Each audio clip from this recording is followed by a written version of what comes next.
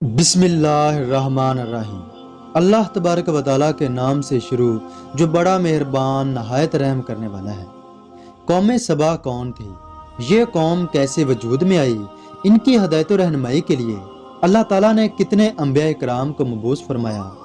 ایک ایسی قوم جن کی خوشحالی کی مثالیں دی جاتی تھیں، اور آخر ان پر اللہ کا عذاب کیوں آیا، اور وہ بھی ایک ایسا عذاب جو کہ رہتی دنیا کے لیے ایک مثال بن گیا۔ دوستو، سبا ایک مرد کا نام تھا جو کہ عرب کا ایک قبیلہ تھا، جس کی وجہ سے یہ قوم سبا کے نام سے مشہور ہو گئی۔ یہ قوم یمن سے 6 میل کی دوری پر آباد تھی۔ اس کی آب و ہوا اتنی پاکیزہ تھی کہ اس میں مچھر اور مکھی کا نشان تک نہ تھا۔ اس قبیلے کو اللہ تبارک و تعالیٰ نے بے شمار نعمتیں عطا فرمائی تھیں۔ بتایا جاتا ہے کہ اگر کوئی مریض اس آب و ہوا سے گزر جاتا تو وہ بالکل ٹھیک ہو جاتا تھا، یعنی اس کی ہر طرح کی بیماری ختم ہو جاتی تھی۔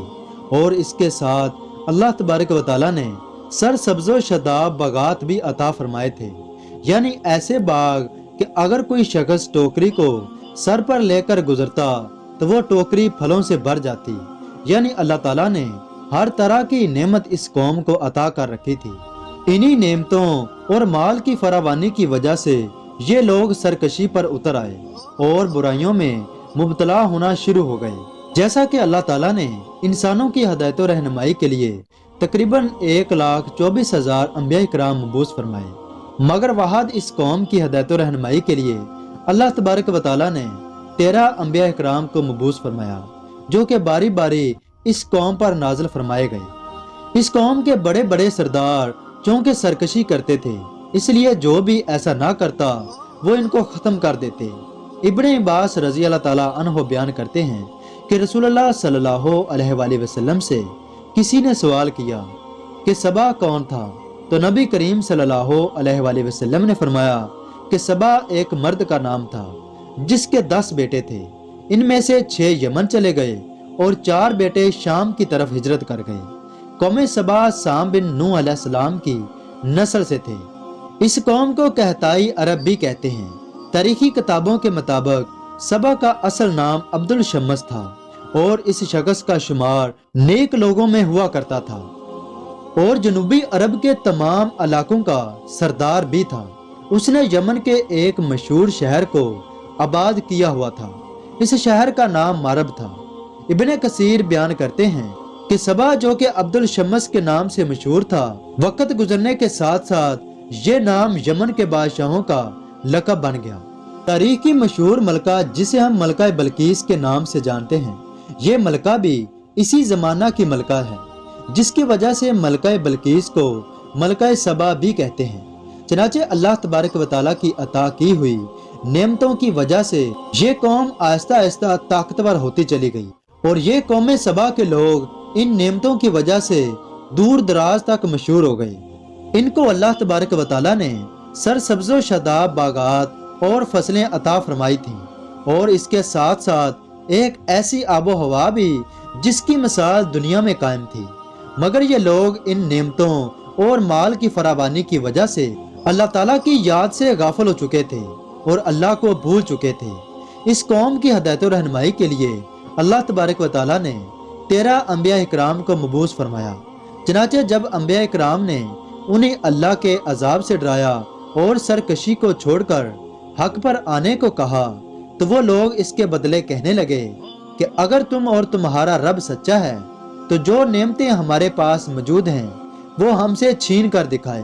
وہ لوگ یہ تصور کرتے تھے کہ یہ سب کچھ ہمارا ہے۔ یہ لوگ مختلف بتوں اور سورج کی پرستش کرتے تھے۔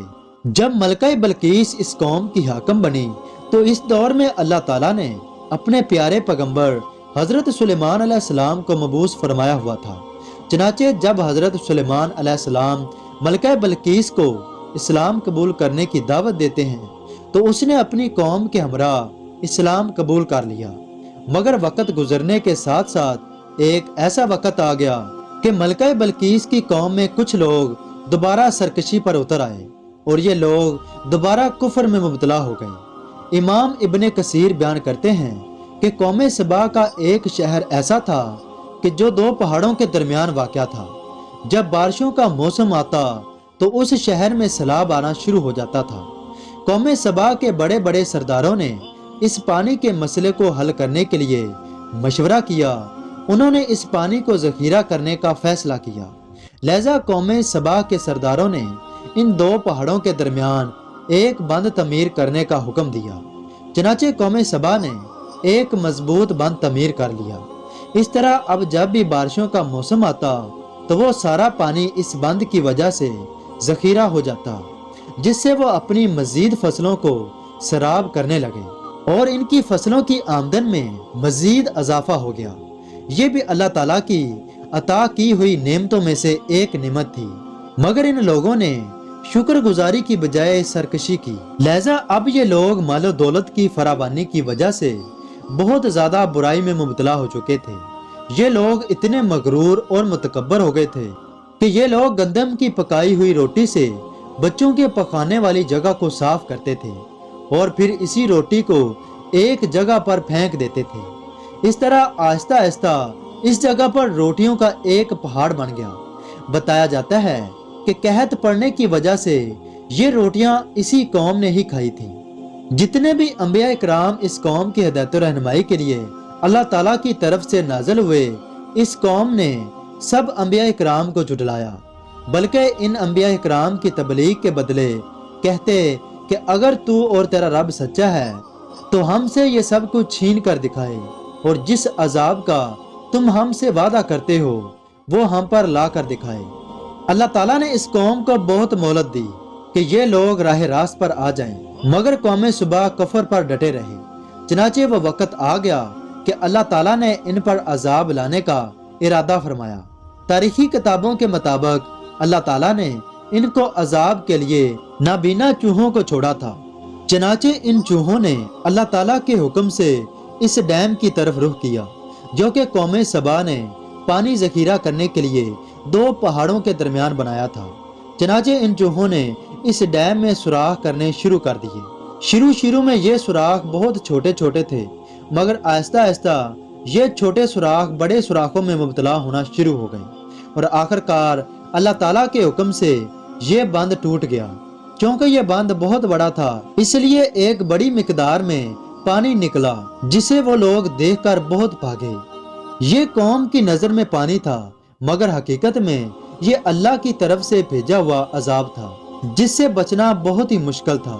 چنانچہ پوری بستی میں پانی ہی پانی ہو گیا، اور اس طرح ان سرکش قوم کا تمام مال و اسباب ڈوبنا شروع ہو گیا، اور اس کے ساتھ ساتھ ان کی فصلیں اور باغات بھی ڈوب گئیں جن کا وہ لوگ بہت زیادہ فخر کرتے تھے۔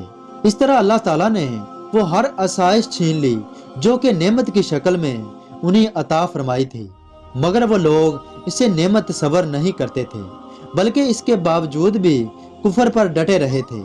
چنانچہ اس طرح وہ پوری بستی تباہ و برباد ہو گئی اور رہتی دنیا کے لیے ایک مثال بن گئی۔ دوستو، اسی طرح کائنات کو بنانے والی ذات صرف اللہ تعالیٰ ہی کی ہے۔ ہماری اللہ تعالیٰ سے دعا ہے کہ ہمیں اللہ تعالیٰ کی عطا کی ہوئی نعمتوں کا شکر کرنے کی توفیق عطا فرمائے۔ آمین۔